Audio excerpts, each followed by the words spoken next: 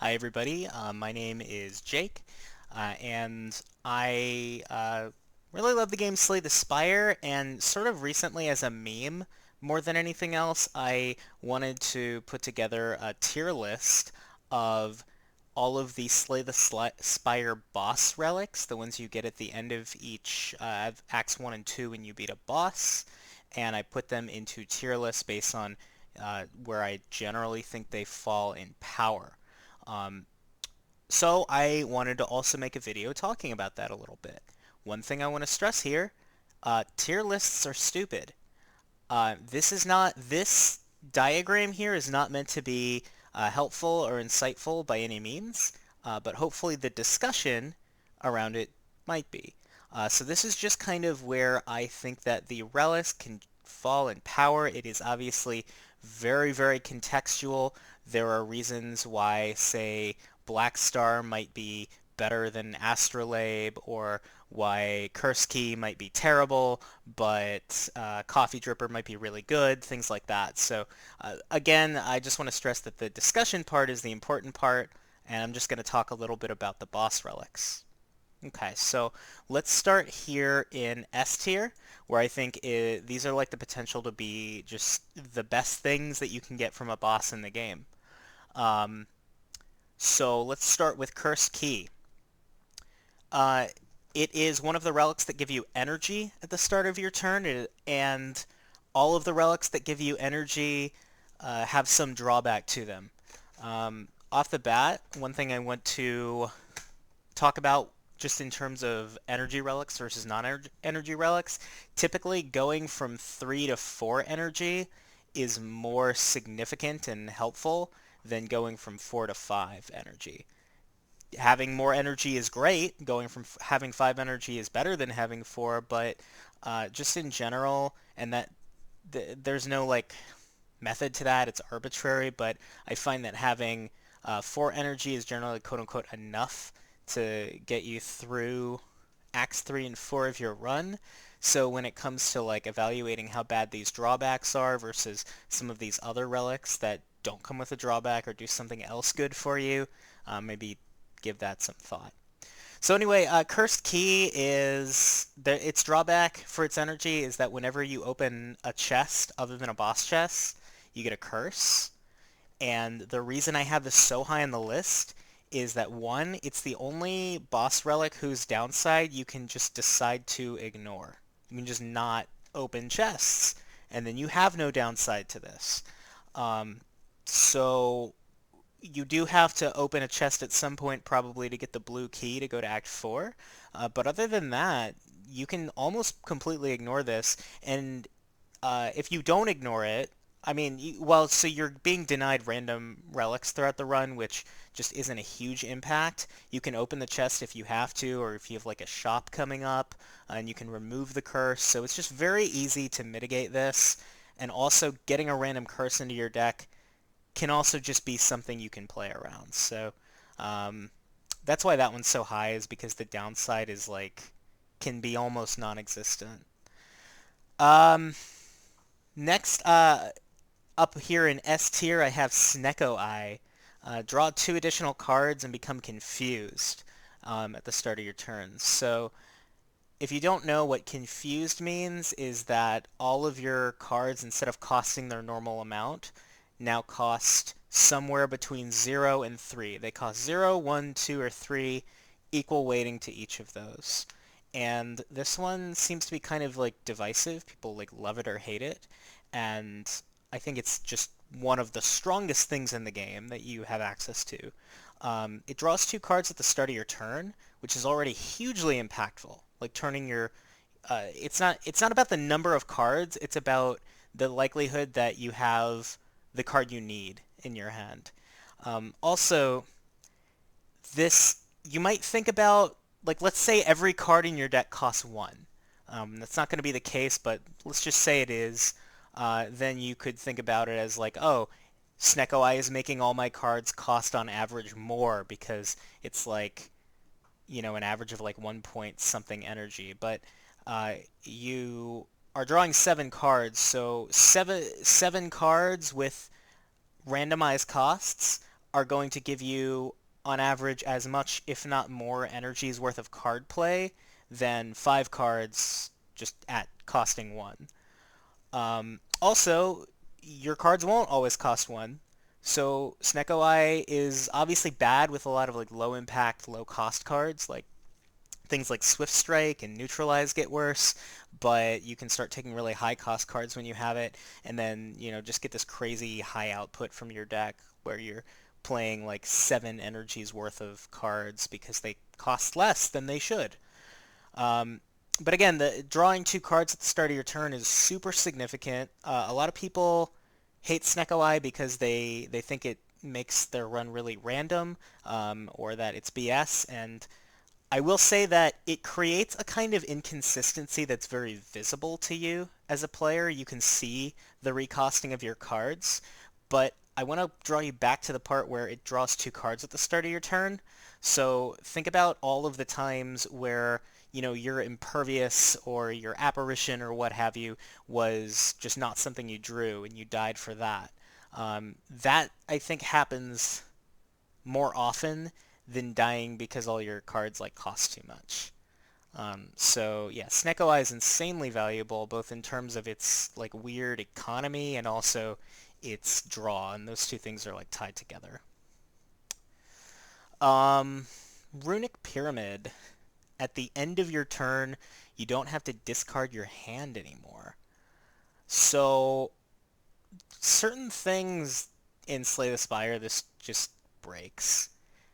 Certain interactions become very easy to exploit. Um, like the certain cards that like rely on a certain kind of hand to get value, like if you look at a card like Flechettes or Finisher or even something like Flex, those cards get a lot better when you have Runic Pyramid because you can just set them up into the ideal hands for them. In addition, the energy's worth of cards you get. I mean, Runic Pyramid's drawback is that it doesn't give you energy, and it's your boss relic. But it makes having only 3 energy a lot more okay because you get to use that 3 energy ideally like as best as you possibly can. You're not playing as much energy's worth of cards, but the resources that you do have access to are being used as ideally as possible. You're blocking the amount you need to block and attacking the amount you can afford to attack, and playing your powers when you can afford to do that. Obviously, that's a best case scenario, but Runic Pyramid doesn't give you energy, but it makes you more efficient with the energy you have. Additionally, Runic Pyramid helps you with certain cards that are really expensive and maybe important to get in play. You think about something like Demon Form. Obviously, you want to have more than 3 energy to play it, ideally, but, Demon Form is a card that gives you scaling over time, and you really want it in play for boss fights. So sometimes you'll draw your Demon Form, and you won't be able to play it because you drew it off of a card that drew, or you are just getting attacked for so much you have to block instead. And as a result, you don't get to play your Demon Form that shuffle. So you have X number of turns where it's not in play. And if that was a boss fight, you're not scaling your strength for that whole shuffle's worth of time, and that can straight up lose you the fight and kill you. So Demon Form is kind of a hedge against things like that, because if you draw your Demon Form and you have to block instead of playing it, you can just play your Demon Form next turn or whenever you can afford to. So that's there's a lot going for Runic Pyramid there. So next, I have an A tier. These are both energy relics that I just think have a really low downside compared to what the other energy relics do. Fusion Hammer is that you get an energy at the start of your turn and you no longer get to smith. So why is this one so high for me? It's because, one, I tend to advocate pathing through a lot of elites if you can, and like taking the harder floor to get the better reward, and that implies that you're kind of spending your HP as a resource to get stronger. And you would like to smith whenever you are at high HP, but a lot of the time you won't be if you're fighting elites and things like that. So you have to rest a lot anyway, in my experience, when you play runs the way I tend to. And even when you don't have to rest and you get to a campfire and you would be smithing, but instead you have to rest because you have fusion hammer. Okay, so how many times does that happen? Like I don't know, two or three throughout the run or what have you. So Fusion Hammer ends up denying you the odd upgraded card here and there. But okay, so what?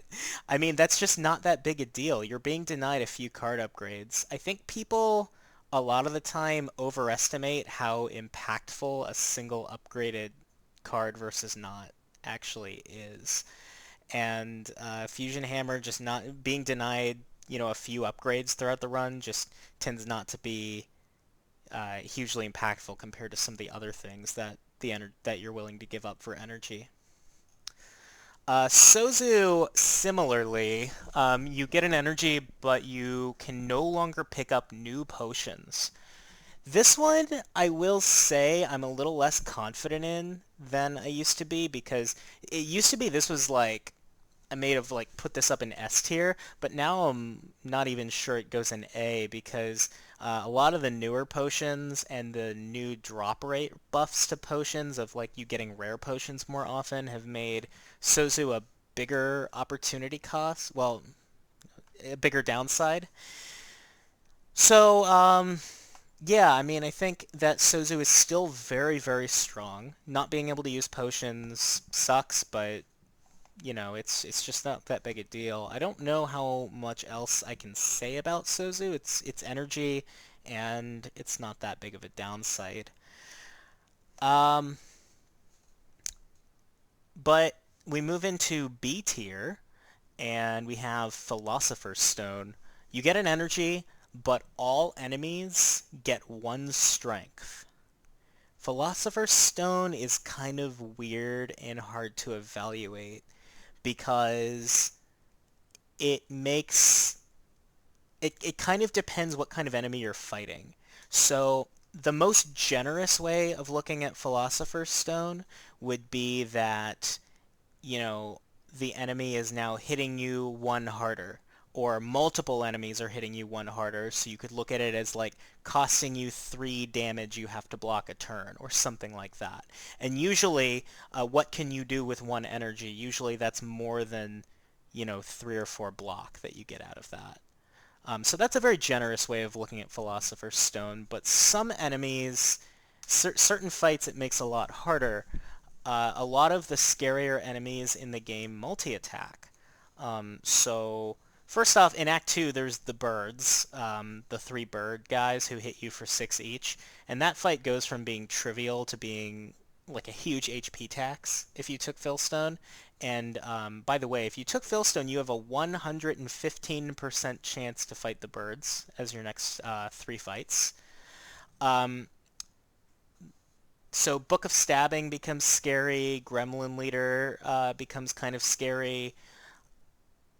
Anything that has multiple enemies or hits you multiple times, um, the amount of extra block you have to make scales with those things with Philstones. So this is something that is very strong. In general, that energy worth of value you can use to outpace the fact that you have to block a little more, but then you like look at something like the heart, and it's doing a ton more damage because you have Philosopher's Stones. So it's something that is definitely worth taking, as opposed to not taking it or anything like that, but it's a downside you have to think about.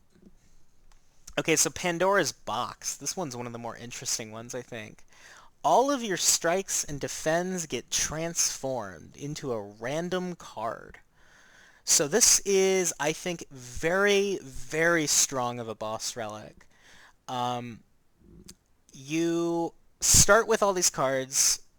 Everybody starts with a bunch of strikes and defends, and maybe you've removed some of them in Act 1 or maybe you haven't, but the idea that by the end of Act 1, usually if you had your druthers, you would turn them all into something else, and being able to do that right at the end of Act 1 it's like the perfect time to do it.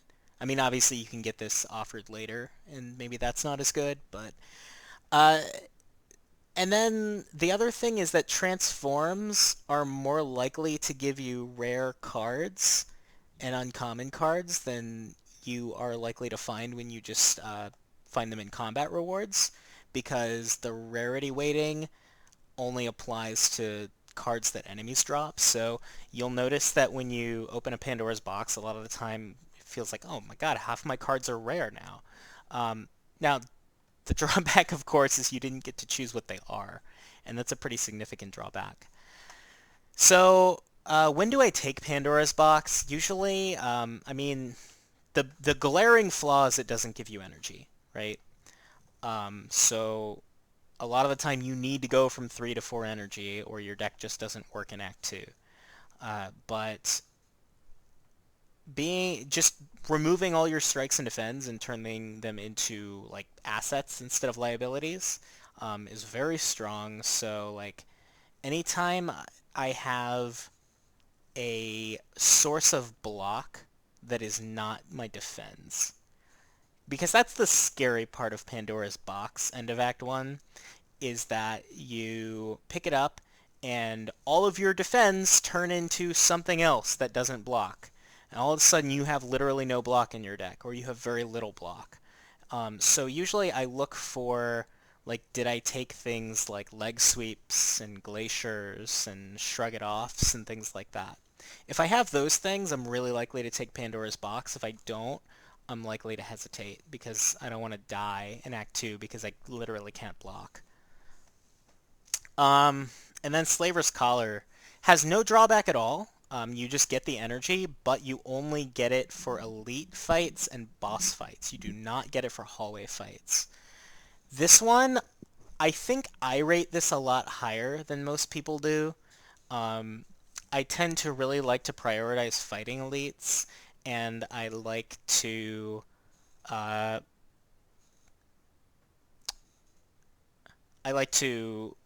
uh, try to avoid, not avoid hallway fights, but I would take an elite over a hallway fight if I have the opportunity to do it. So for me, a lot of this is just free energy. But you have to look at it the other way too, because a lot of the time having 3 energy in hallway fights costs you HP, so you are lower HP and you can't even take the elite fight. Um, I will say that this relic comes through for you in the fights of the game that tend to be harder, but also end of Act 1 going into Act 2, the uh, the difference between elite fights and hallway fights is a lot smaller. So you might have some, I mean, there's something to be said for respecting how hard the hallway fights in Act 2 are, and being careful with taking Slaver's Collar. But it's energy without a downside, so it's going to be good for you a lot of the time. Uh, Similarly, in concept, we have Nuclear Battery. At the start of each combat, channel 1 Plasma Orb, and Plasma Orbs give you an energy at the start of your turn, so this is also kind of free energy. And yeah, it's very, very strong. The downside of it is that you only have so many orb slots, and the defect tends to do things that channel a bunch of orbs. And when you channel through your orbs, you will evoke the plasma orb and you won't have it anymore. So you get a burst of energy when that happens, but then on future turns you don't have that energy anymore. Whereas you compare that to some of these other energy relics, they give you energy at the start of each turn. So nuclear battery is something that looks like it's like free energy, and it is free energy, but do bear in mind that, you are now required to either be judicious with your card plays and channeling your orbs, or just not have that energy every turn. So we move to C tier. This is where I put like half of the relics, of the boss relics, this is where things get most contextual. I think that, in my opinion, a lot of these things up here and a lot of these things down here in the lower and upper tiers that I put are relics that are like generally really strong or generally pretty weak. But this one in this mid tier here, it's so dependent on everything that's going on. So I'll talk a little bit about what points me to and away from these relics. Coffee dripper. You get energy, but its downside is you can no longer rest. One thing I will say about Coffee Dripper is it is my favorite energy relic. I love the like go big or go home nature of it. I have a lot of fun doing Coffee Dripper runs. You do give up something really significant here. Obviously, if you run out of health, you die, and not being able to rest makes it harder to regain your HP. That's obvious. But you could say, like, maybe that energy helps you block more and you don't lose as much HP, and that's valid, and a lot of other things give you healing. One thing I want to point out here is that kind of like the inverse of when we were talking about Fusion Hammer, um, Coffee Dripper, it's the cost to you isn't just the resting you don't get to do. There's the risk of you running out of HP and dying, but that's not all that Coffee Dripper is costing you. Even if you don't run out of HP to the point that you would want to rest, the fact that you have to play around that means that you can't path the way you might want to, and when you get to certain events that ask you to spend HP to get something, like if spending HP to get one of the book relics in Act 2, or at the library event, you might feel inclined to rest instead of taking a card or something like that.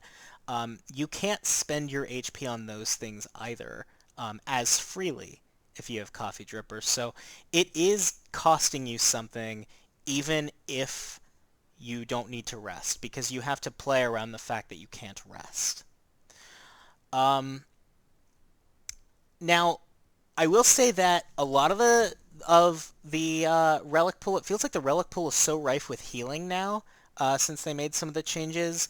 They put, things like Eternal Feather, and if you have something like Eternal Feather or Meat on the Bone, or you have Reaper, or you have like Toy Ornithopter plus Alchemize or something like that, if you, or you have Bites from Act 2, if you have some kind of healing, preferably from a relic that is mitigating Coffee Dripper, then it goes up here to A or maybe even S tier in my opinion. It's just that if you don't have those things, then it is a significant downside not to be able to path the way you want to.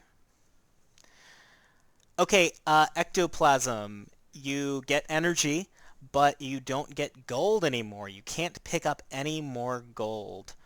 Um,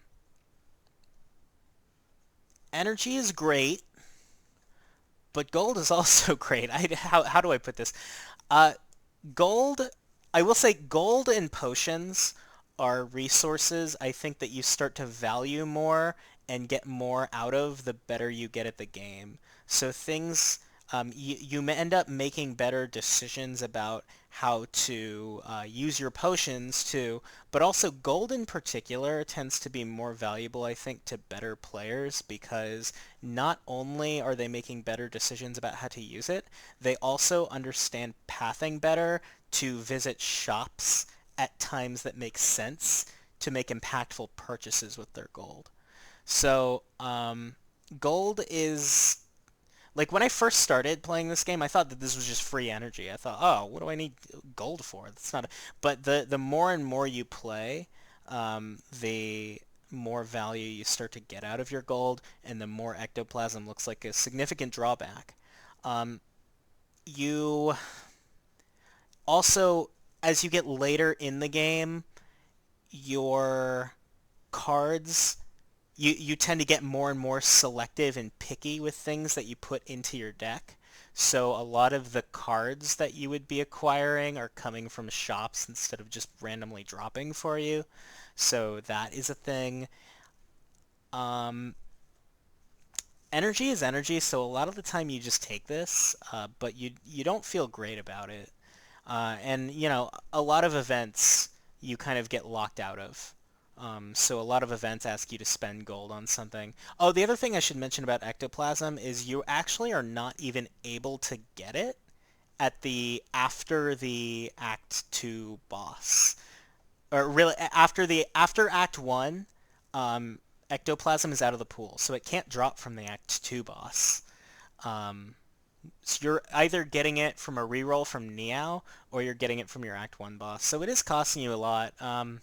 The other kind of feel bad interaction is that sometimes you'll pick it up and your boss will be, or your next fight in Act 2 will be the thieves who steal gold from you. And then they steal your gold, and then you kill them, and then you can't pick your gold back up because you have ectoplasm and you can't gain it back. So that always feels terrible. Um, you know, a lot of the time you'll still have gold when you get it, and you can spend the gold that you do have on purchases, but this can definitely set you back. Velvet Choker.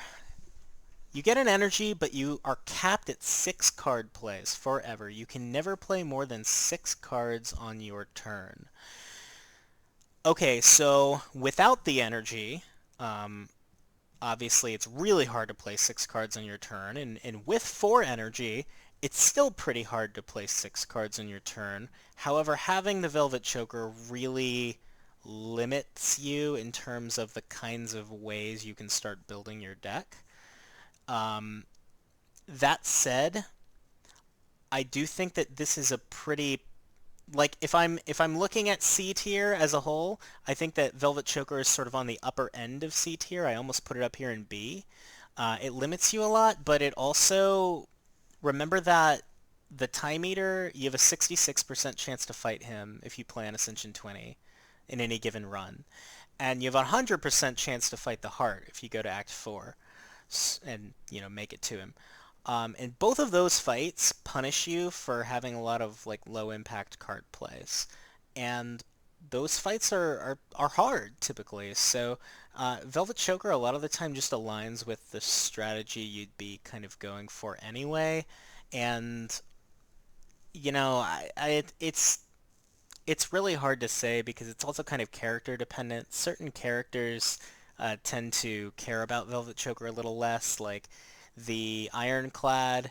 A lot of the time you don't care. Maybe certain kinds of defect don't care. But then if you're playing the Silent and you have a bunch of like cloak and daggers, and you know things that are like burst and things like that that have you playing a bunch of cards, Velvet Choker becomes super limiting in terms of what you can do. Same with like Defect and Echo Form. It makes it really awkward with Velvet Choker. The other thing is that the card for Watcher Omniscience, I think, is usually really powerful. But if you have Velvet Choker, a single play of Omniscience uses up 3 card plays. That's half your turn. And if you Omniscience and Omniscience, that can 1, 2, 3, 4. Yeah, that's like your whole turn is getting used up on that. So, um, I think pretty strong all in all, but you have to build a certain way around it, and it limits you from other things. Astrolabe. Astrolabe. Wait, where is it? Ah. As soon as you pick it up, you transform 3 cards and immediately upgrade them. Same concept of Pandora's Box. These are more likely to be rares and uncommons than your average card drops, but it's also only 3. I don't know. I think it's really strong in general. The reason it's not higher is because it's not energy. The only reason Pandora's Box is so high is that at the end of an act, like removing all your starter cards is something you really want to do. This doesn't remove as many cards or transform them into better cards, but it does upgrade them, and that's a big deal. And it doesn't drain you of all your blocks. So, you know, if I were doing this right now, maybe I would like actually put Pandora's Box down here. or I would like drag Astrolabe up a little bit. I don't know. I think that this is like this is when if the energy relics being offered to you are really bad for you for some reason, either because they're just weak relics or you have a deck that really doesn't want them. Astrolabe is a fine choice, I think. It's like almost always going to make you significantly better off than you started. Calling Bell, I think the same way about Astrolabe. What it does is you get a curse called Curse of the Bell. You cannot remove that curse ever, but you get 3 relics, and what it doesn't tell you is that those are locked to be a rare relic, a common relic, and an uncommon relic. So rare relics are typically very difficult to acquire. They cost a lot in shops, and they have a really low like drop chance just out of a chest. So they tend to be some of the more powerful effects in the game. Being guaranteed one from Calling Bell is significant. Usually, getting 3 relics, I mean, they're random, so you don't. There's a huge amount of variance in terms of what you get, and if you even needed that or wanted it. But usually that is a pretty big power jump. So you're usually significantly stronger than when you left off. So I actually kind of the new version of Calling Bell, by the way, the old version of Calling Bell that gave you 3 curses, that was trash. That was untakeable. That would be down here in Y tier. Like, why does this exist? Um, but new one, I really compare it to Astrolabe. I think they're both very solid non-energy options. Speaking of solid non-energy options, Sacred Bark. Double the effectiveness of all of your potions. I think that this is very strong and has a huge, huge potential like ceiling of how good it can be, but it requires really, it requires good decision making on your part. You have to understand what the value of your different potions are. And again, this isn't giving you energy. That's the big problem with it. Um, Now, if you have this with like White Beast statue, this might even like be up here in A tier. I'm not really sure, but it also even like changes what certain potions do. Like you think about like Explosion Potion, the one 10 damage to all enemies. Usually like after Act 1, that's just like irrelevant chip damage to like finish somebody off. But when you double that, that becomes enough AoE to like really matter. That becomes like Immolate in a bottle. Um, you know, a fire potion going from 20 to 40 damage, that's really big. That like basically helps you kill an Act 2 elite almost like, by itself. If you it turns regen potion into basically like a full heal as long as you can stall enough. So this does a lot of things for you. Oh, and Sacred Bark with Distilled Chaos. Play the top 6 cards of your deck. Let me just drink this potion and just have a turn real quick. That's probably my favorite interaction in the game is having Sacred Bark and drinking a Distilled Chaos.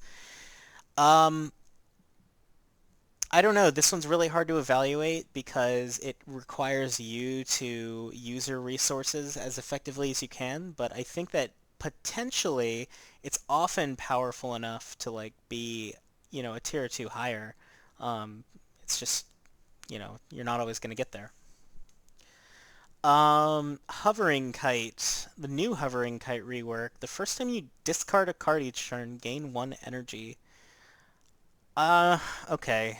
Alright, if you have tools of trade, this is really good, but I also don't usually advocate having tools of the trade, so I don't know. I think that the discard package in general on Silent needs to be buffed to be like really viable, or at least good, but this is definitely really good if you have it. Like anything that is giving you energy without much of a downside is really strong, but the finagling you have to do to get that energy means you're not going to get it every turn. You don't just get the energy, so the card you play first is not something you have full control over. You have to play something that lets you discard and then you get the energy. I don't know. I mean, a lot of the time I think you're going to have a card like acrobatics, or at least you have survivor. So I think like you're gonna get this off a lot of the time, but assuming you're gonna get the energy from it every turn seems a little presumptuous to me. And I think for that reason, I can't really rate it higher or think of it very strongly. That said, I've only taken this like twice since it got reworked, so maybe my opinion will change as I play more with it. Um, Violet Lotus. Whenever you exit Calm, you get an additional energy. This one is really hard for me to evaluate. Partially because Watcher's so new, and it's hard to like talk about anything with her, I think. But as well, this is giving you big spikes of energy. So Calm already gives you 2 energy when you exit it, but usually entering Calm will cost you an energy somehow. Not always, but usually. So this is turning that into a spike of 3 energy, which normally most characters don't want their energy delivered like that. Most characters don't want to get like big spikes of energy and then not get it and then get it again, because you want that energy every turn so you can do things like block and attack every turn. Watcher plays differently though than those, so maybe that's more okay for her. Having these Watcher tends to be more about biding your time and then like having this one big explosive turn. So getting that 3 energy all at once there, that might even be better for her than if she got it every turn for some reason. Um, or less of it every turn. Uh, the other thing is that it turns certain cards into really like strong economy options. Like a lot of the time you want to be stance dancing a whole bunch. Usually that's when you're doing that, that's like between Wrath and not Wrath, but sometimes you are hopping in and out of Calm a whole bunch, and maybe you get even more than 1 or 2 energy turn out of this, and it becomes really valuable. You have to be able to have the cards in your hand to use that energy, but Watcher tends to have those tools as well, so I think that this is hard to evaluate. Maybe it belongs a little higher. I'm pretty confident it doesn't belong lower in my list. I think that this is really strong, potentially. It's just hard to evaluate. Okay, Holy Water. So this is one of the upgrade relics, quote unquote upgrade, where you are offered it as a boss relic, and it doesn't just get added as a relic, it replaces your starter relic. So this is not just a strict effect that gets added, this is something that takes away what your starter relic was. The Watcher's starter relic is Pure Water, which is you start with 1 Miracle in your hand. A Miracle is a 0-cost card that you retain and gives you energy. So it's just an energy whenever you need it. This changes that to give you 3 Miracles. So this one, I think, is the best of the upgrade relics that they've done. I think that they did a better job designing this one than they did the other 3. And it it's a legitimate benefit. Like it turns your starting relic into an actual like decent energy solution. Um, those 3 miracles. I mean, how long does the average hallway or elite fight last? Maybe 5 turns or so. Depends, obviously, what it is, but a lot of that time, those miracles will get you through that to the point that you wouldn't like notice the difference between it and say like Cursed Key or something. Um, so yeah, I think that this is really strong. The obvious downside to it is that these miracles are a finite resource and they run out. So, especially if you're playing multiple high-cost cards a turn. But, Watcher also has Deva Form. Deva Form is not a super strong card, I don't think, but maybe if you have the energy to get it in play with Holy Water, or with yeah, because you have Holy Water, then, you have that energy going forward. If you draw it early enough, maybe that's good enough to be your energy, and you can use your other boss relic picks on things like Astrolabe and Runic Pyramid. So, that's my take on Holy Water, and that ends my discussion of the relics that I think are Really variable, but generally good. And then we move into D tier, and these are the relics I don't have a super high opinion of in terms of power level, just for the most part. Um, I want to address, though, that my favorite relic in the game is on here. Um, I'm just talking about power level, and that's Black Star. Um, I would love to be able to put Black Star higher, but just from an honesty standpoint of how powerful I think it is, I put it down here in D tier, but let's not get out of order. Runic Dome. It gives you energy, and the cost is that you can no longer see enemy intents. Okay, there is this kind of idea that people, or this assumption people make, that this is a really, really powerful relic if you know the game well. That you can like make this into like no downside if you just know the game well enough, or if you like look things up on Wikipedia. This is not true at all. Believe me, I know the game pretty well at this point. I know enemy AIs pretty well. I can sort of predict encounters before they come up, and when enemies do have a determined move that they're about to do, I'll usually remember what it is. Runic Dome is still bad. One, I guess this isn't really one. This is the only reason. Not every enemy is like that. A lot of enemies have non-determined AI patterns. They will sometimes do certain things in a certain sequence, but where they start in that sequence might be out of order. Or like they might have their AI might work in a way that's like a percentage chance to do this and a percent to do that, and your responses to those things would be different. You know, you don't know if you have to block or not because you don't even know if you're getting attacked. Or when you get to something like the Heart, who attacks you in two very different ways, he either hits you a little bit 15 times, or he hits you once really hard. The ways you defend against those things are very different, and if you don't know which one he's doing, it's really hard to know how to react. And then certain fights like in Act 3, the Tangled Mass in general, that becomes just a slot machine. You have no idea what's happening with the Tangled Mass because he changes his intent based on whether or not you hit him and how many times. And the Darklings in Act 3, they have this super high variance, like variable AI that's like they might be hitting you for 7 or they might be hitting you for 22, and you don't know. So yeah, Runic Dome is a really significant setback. So when is Runic Dome good? Um, Runic Dome tends to be good for the kinds of decks that do the same things on their turn, whether or not they're getting attacked. Or rather, like decks that just don't care what the enemies are doing. Or decks that can lose some HP and then make that up later on. Like if you are playing Ironclad and you have Demon Form and you have Reaper, maybe Runic Dome is a little better for you because you can lose some HP because you had Runic Dome, but you scale more with Demon Form and you full heal after each fight. Whatever. Maybe that's your thing.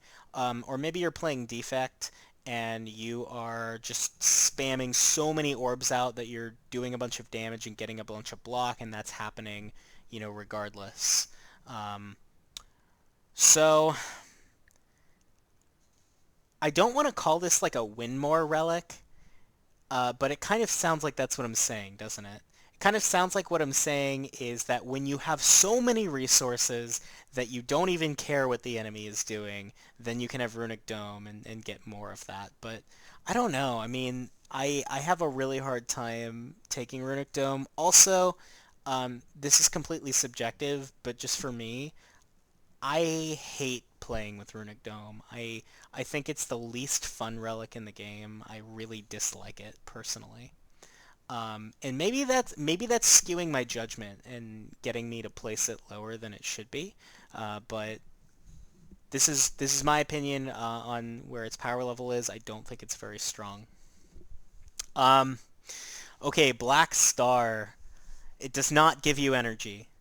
Elites drop 2 relics instead of 1. Okay, I love Black Star. It's my favorite thing in the game. When I reroll my starter relic from Niao, when I give up my starter relic and get this, I am giddy with joy because I just I love the potential of this. It gives you a little dopamine hit with each elite fight. Um, Looking at it more objectively, though, this is not a very good. I mean, this would be great if it weren't a boss relic. If this weren't competing with things like energy, with things like transform and upgrade, with things like runic pyramid, this would be great. But I mean, this gets you a few more relics. We can think about a common relic that is also considered quite weak. Wait, is this even... Oh my god, it's not even common. Matryoshka.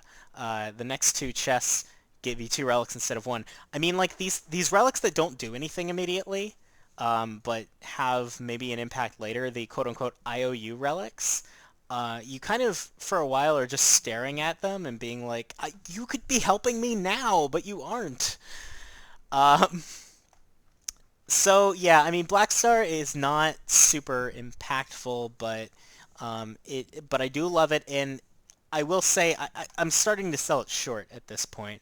Um, I think that going to a lot of elites should generally be your priority anyway. Just in a very vague general sense throughout a run, I think that elites are very good floors to go to get stronger, and increasing your benefit from that. It can make it so you have something ridiculous, like some crazy amount of relics by the time you get into Act 3, and maybe you're way significantly stronger than you were before you got Black Star. But it requires a lot of input on your part to get there. So, uh, Mark of Pain. This is Ironclad only. It's an energy relic.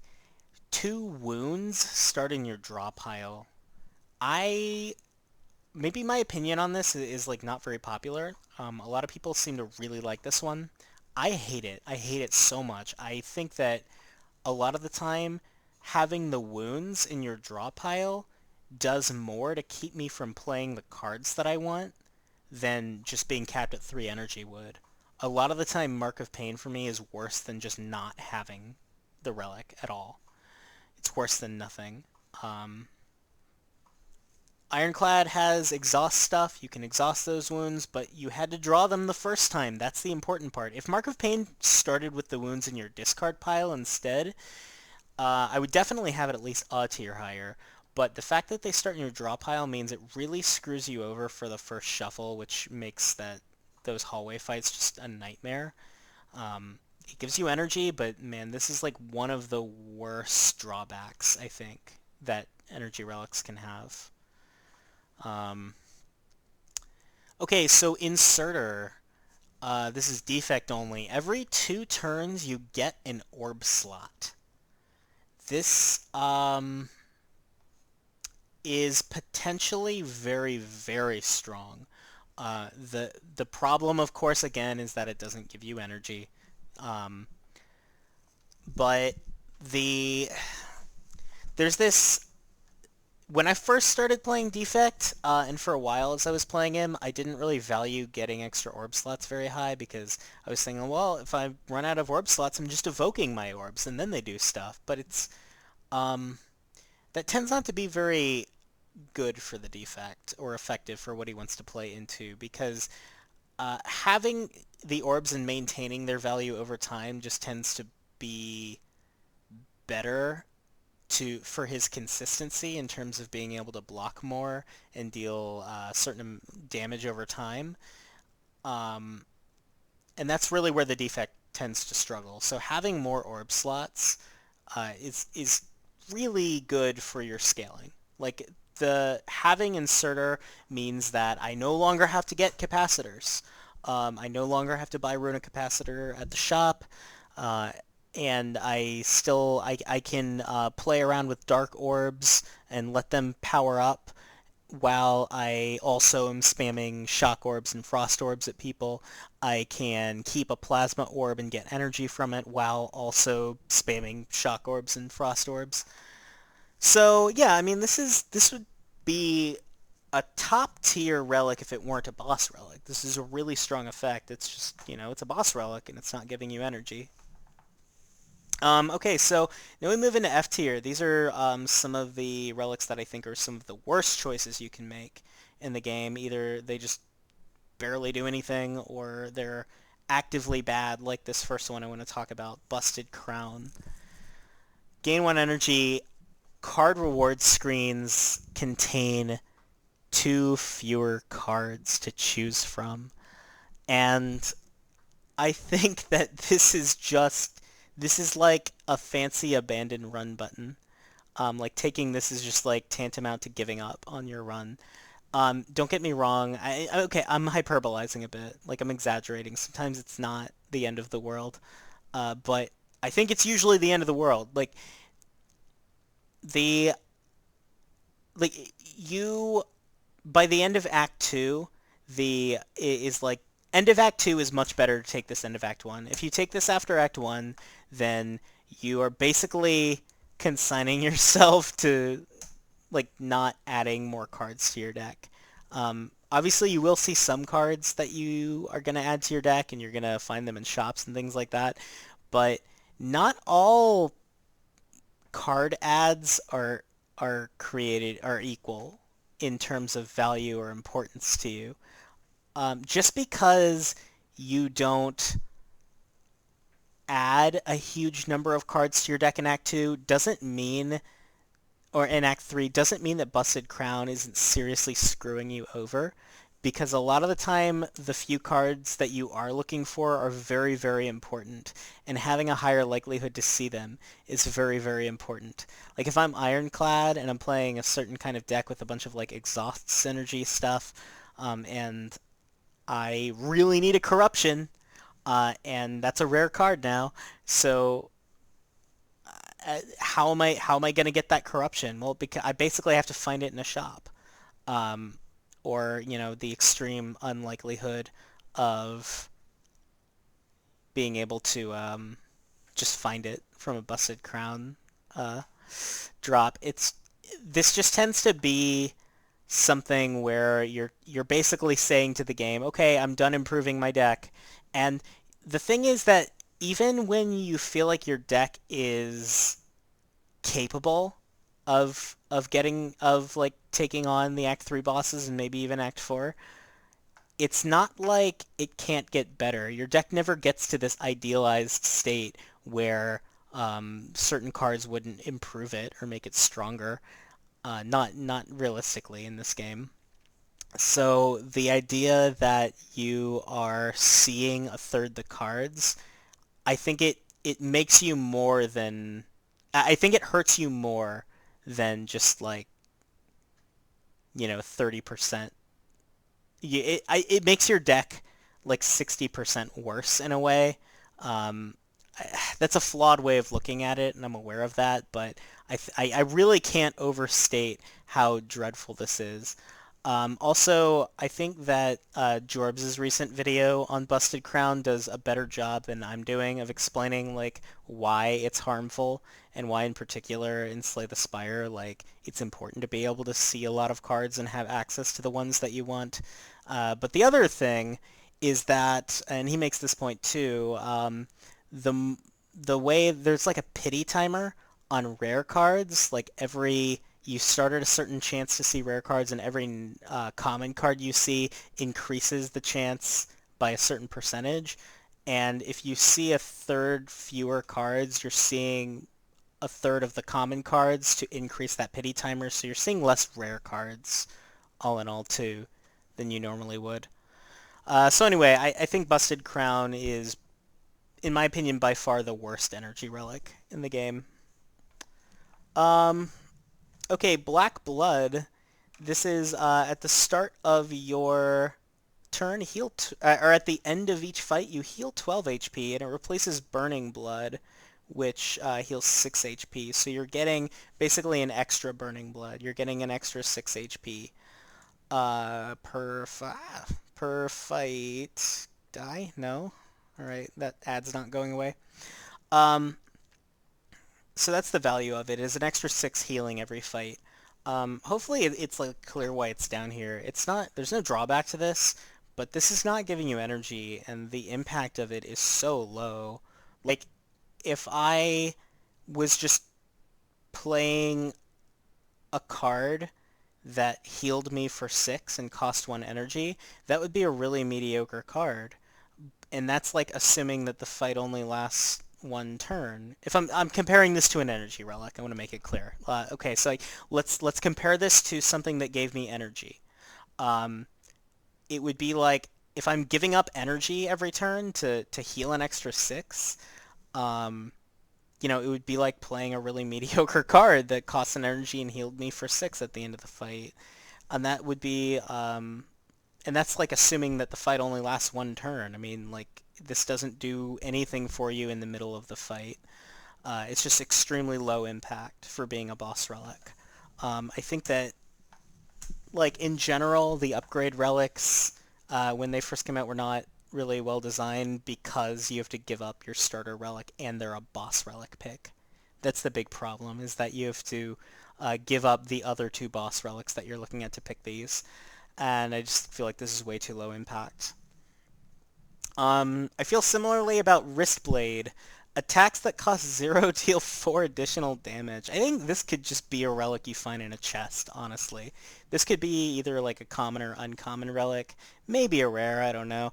I mean, it synergizes with Neutralize. It synergizes with shivs. It synergizes with like a lot of the like bullet time and a lot of like the cute things Silent likes to do. Grand Finale, if you want to look at that extra 4 damage. Attack Potion makes things cost 0. So like this has some perks to it. Certainly, it's some extra damage, but this is a boss relic. This is just not not a huge impact to have. I don't know what else to say about it. It's like an extra, I don't know, like being generous, it's like an extra like 12 to 16 damage throughout the fight. Unless it's a boss fight, and then maybe it's more, but this just seems really low impact to me. Okay, and now we get into Y tier. Like, why is this even a thing? Um, the tiny house. Okay, a bunch of relics recently were had their rarities changed so that you could get them more easily and they'd be more relevant. And I think that those are generally like really strong relics now. Like White Beast statue is no longer a boss relic. It's something you can just find. That makes it really strong. The same with Eternal Feather. Like these are two, like that if they were on this list, they would be a lot lower, but I hide them in very, very high regard now because they don't cost your boss relic. So they took a bunch of these non-energy relics, basically, and took them out of the boss relic pool to make them pickable more often and to make it so that more often when you get through a boss, you get some significant power increase. So why on earth did they leave Tiny House? This is like the lowest impact. This is like barely an effect I would want to get out of a chest. I mean, okay, this would be good out of a chest. I will warrant that, but you get a potion, you get 50 gold, you raise your max HP by 5, you gain a card, and you upgrade a random card. That's great and all, but that's not boss relic tier. This is not on par with things like energy, with things like transforming all of your strikes and defense. This is not good enough to be in this pool. It's better than nothing. If your other 2 relics that you're being offered are actively bad for you, let's say you're getting offered Mark of Pain or Busted Crown, sure, I might take Tiny House in that case, but man, this feels so bad. If you take Tiny House, things like, it says you're having a bad day. It says that if this was the best choice offered to you, then I'm sorry to hear that. I feel similarly about Runic Cube. This is a boss relic of Ironclads. Whenever you lose HP, draw a card. This just... I mean, this would be pretty good if it was something you found in a chest, but... Man, as a boss relic, even... I mean... compare this to anything else that draws cards, or gives you energy. Like how is this good for you? Um, I don't know really what to say. This just isn't a boss relic effect. It draws you some extra cards, but how many times are you losing HP during your turn? I mean, losing HP during the enemy turn is something that happens, but and it's maybe that's drawing you a few extra cards every turn, but it's not like Snake OI that is drawing you those cards every turn without you having to fulfill a condition or spend a resource. And this is just not something that really belongs in the boss relic pool. Empty Cage is okay. So a lot of these ones in the lower tiers like this, I have been saying could be not boss relics. Empty Cage, I think, does need to be a boss relic. Like, this one's harder to talk about because it seems like an effect that's maybe too powerful to just, like, have in a chest, but, like, not really good enough for me to want to have it as a boss relic. Remove 2 cards from your deck. I mean, I have taken this before over something like Astrolabe, or over something like Pandora's Box when I had cards I really wanted gone, like I had a curse, and I can get rid of that in a strike, and that's really powerful. But in general, if I take Empty Cage, it says that my run is going pretty poorly. Okay, and then we get into the most sort of offensive slash questionable Y tier relics. Um, the remaining upgrade quote unquote relics for the Silent and the Defect. The Silence first, Ring of the Serpent. It replaces Ring of the Snake. So first off, let's look at what you're losing. At the start of your turn, at the start of each combat, draw 2 additional cards. So instead of that, every turn you draw 1 additional card. Okay, it is very easy to look at this and look at how card positive it is compared to Ring of the Snake. It's drawing you more cards. You're only losing 1 card on turn 1, but there are 2 problems with it. One is it's low impact. You know, in terms of it draws you an extra card every turn, but that's not really something that I think is good enough to be a boss relic effect. The other thing is that it is spreading your draw out across multiple turns. You're only giving up 1 card on turn 1, so that's not a huge deal. The fact that the idea of Ring of the Serpent being actively harmful compared to Ring of the Snake, that's not really realistic, I don't think, most of the time. However, different not every turn is as important or as precarious, or in terms of how the fight goes for you. So losing a card on turn 1, turn 1 tends to be one of the more important turns for you. Not being able to play your powers or things like that can be a huge setback. I think that the draw makes up for it. Like, I think that this is usually a slight improvement over Ring of the Snake, but it's like almost a lateral move. So, you know, I mean, the idea that this is a boss relic is like almost like insulting our intelligence, I think. Um, and the most questionable one in the game, I think, is Frozen Core. Replaces Cracked Core, which, if you don't know, Cracked Core is what the Defect starts with. He starts with a Lightning Orb in every combat. With this, he starts with no orbs every combat. However, he gets this effect at the end of your turn. If you have any empty orb slots, you get a Frost Orb in one of them. Okay, man, this is so bad. Um, so at best, it's taking your damage resource and it's turning it into a defensive resource. Well, okay, it's also giving you potentially more orbs every turn, but I want to get to why that's not a good way of thinking about it. But it's turning your shock orb into a frost orb. Like that, your ability to play dual cast and deal 16 damage is gone. At the end of your turn, I mean, if you draw dual cast on turn 1, it is now worthless. At the end of your turn, you now have an orb. But, you know, I mean, I hope you wanted that. I hope you didn't draw dual cast on turn one, is all I have to say about that. And I hope you didn't draw your compile driver on turn one, which is a pretty good damage common for defect, but terrible if you have frozen core. The other thing is that this only does something if you have open orb slots. So usually by the end of turn one, you have at least one open orb slot, but not always. Sometimes you have used your turn one and filled up your orb slots, at which point this does literally nothing. Uh, yeah, I mean this is just a really weak relic effect, and sometimes a lot of the time it's like actively worse than cracked core. So, oh yeah, so I mean, and the idea that it's going to keep giving you orbs gets less and less realistic over multiple turns. So if I'm spending one turn with an open orb slot, you know, that's not a given, but it's reasonable to expect.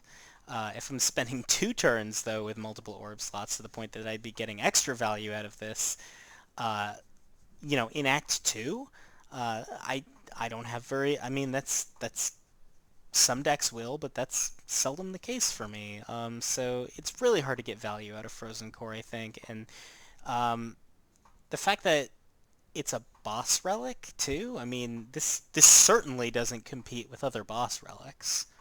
Unless the other boss relics are other things down here. Maybe your other choices were Empty Cage or Busted Crown, and you have a hard choice to make. So that's what I think about most of these boss relics. Again, I want to stress that this is all just my opinion. Hopefully you get some value out of this discussion. Let me know what you think, if you agree or disagree. And mostly I just wanted to make a video with my thoughts on the different boss relics. So, all right, bye.